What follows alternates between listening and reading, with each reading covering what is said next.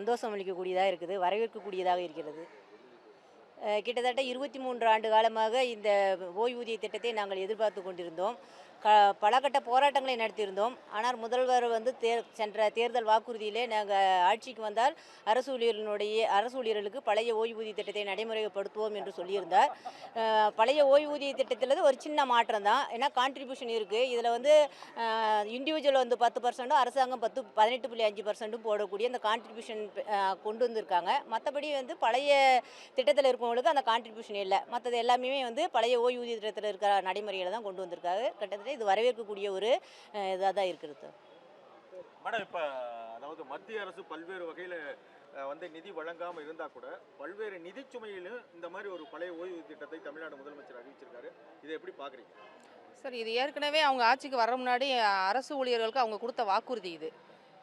நாங்களும் பல்வேறு கட்ட போராட்டத்தை நடத்தி எங்களுக்கு வந்து அரசு ஊழியர்களுக்கு நீங்கள் வாங்கி தரணுங்கிறது ஜெக்டோஜி அமைப்பு, தமிழ்நாடு வருவாய்த்துறை அலுவலர் சங்கம் எல்லாருமே ஒற்றுமையாக இருந்து நாங்கள் போராடி பெற்ற ஒரு இது. அது மாதிரி அவர் ஃபஸ்ட்டு இந்த சட்டமன்ற தேர்தலை அறிவிக்கிறப்போ அரசு ஊழியர்களுக்கு பழைய பென்ஷன் திட்டத்தை அறிவிப்போன்னு சொன்னது பிரகாரம் தான் அவங்க செஞ்சுருக்கிறாங்க. அதனால் இதை வந்து நாங்கள் வரவேற்கிறோம், மகிழ்ச்சியும் அளிக்கிறது. புத்தாண்டும் தொடங்கிடுச்சு, பொங்கலும் வரப்போகுது. அதோட பரிசு அதை பார்க்கலாம், கண்டிப்பாக பார்க்கலாம்.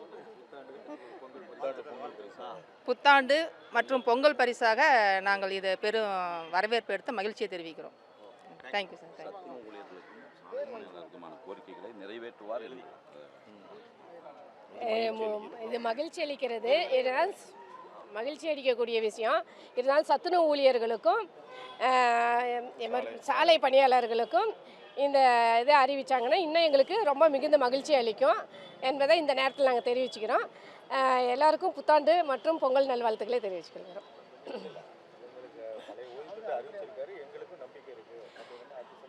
இப்போ அரசு ஊழியர்களுக்கு வந்து பழைய ஓய்வு திட்டத்தை அறிவிச்சிருக்காங்க. அதே போல் சத்துணவுக்கும் சாலை பணியாளர்களுக்கும் வந்துட்டு எங்களுக்கும் வந்துட்டு அந்த கோரிக்கைகளை நிறைவேற்றுவாருங்கிற நம்பிக்கையோடு நாங்கள் இதை வாழ்த்துக்களை தெரிவிச்சுக்கிறோம், வரவேற்கிறோம்.